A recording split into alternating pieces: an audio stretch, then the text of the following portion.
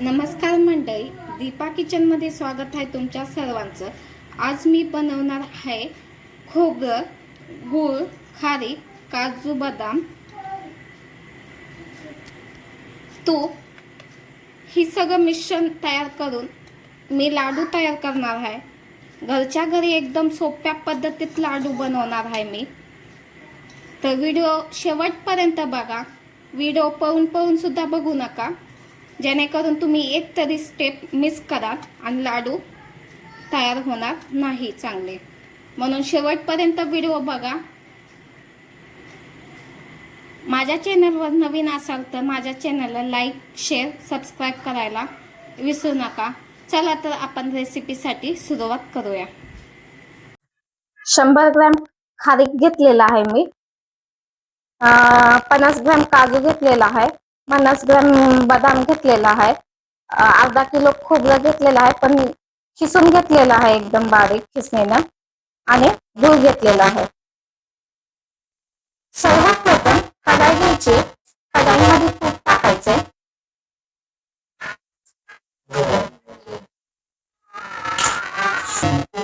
तूप गरम झाल्यानंतर काजू आणि बदाम भाजून घ्यायचे आपल्याला, चांगलं हलकसं ब्राऊन भाजून घ्यायचं आपल्याला तुपामध्ये। त्यानंतर खारीक भाजून घ्यायचे, खारीक थोडंसं हलकसं ब्राऊन भाजून घ्यायचे आपल्याला तुपामध्ये। खारीक भाजून झाले अशा प्रकारे भाजून घ्यायचे, जास्त ही करायचं नाही। त्यानंतर खोबरं भाजून घ्यायचे,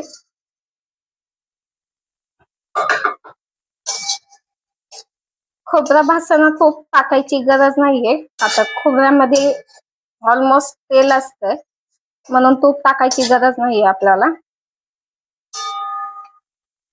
हलकसं ब्राऊन भाजून घेतलेलं आहे, जास्त ब्राऊन करायचं नाही आपल्याला। त्यानंतर आपल्याला गूळ टाकायचे,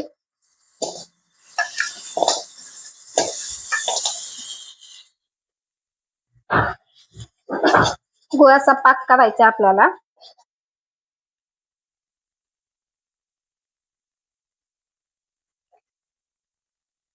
गुळाचा पाक तयार होऊस तर आपण तोपर्यंत मिक्सर मधनं इलायची आणि साखरेचा पावडर काढून घेऊया। इलायचीच्या मधलं घ्यायचं आपल्याला, इलायचीचे सालं नाही घ्यायचे। त्यानंतर 1 चम्मच साखर टाकायची आपल्याला, मिक्सरच्या भांड्यामधून एकदम बारीक काढून घ्यायचं आपल्याला। इलायची पावडर अशा पद्धतीत आपण बारीक काढून घ्यायचे आपल्याला मिक्सरच्या भांड्यातनं।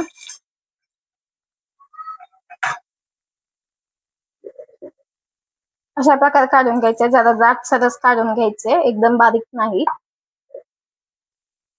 अजून एकदा मिक्सर मधनं काढून घ्यायचं, अशा प्रकारे काढून घ्यायचं आपल्याला। आपलं गुळाचं पाक तयार आहे, आपल्याला काय चाचणी बिसणी करायचं नाही।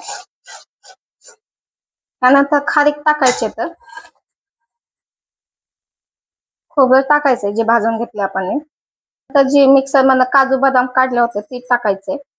त्यानंतर इलायची पावडर टाकायची आपल्याला।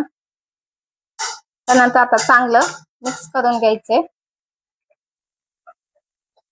मिक्स करून घ्यायचे आपल्याला चांगल्या प्रकारे।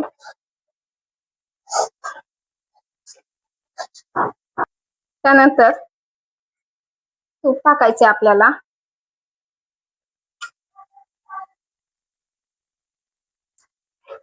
तूप टाकल्यानंतर मिक्स करून घ्यायचे आपल्याला।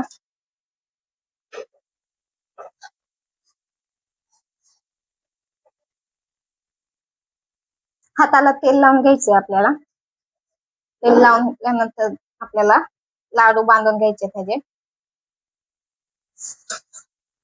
हातात घ्यायचे आपल्याला।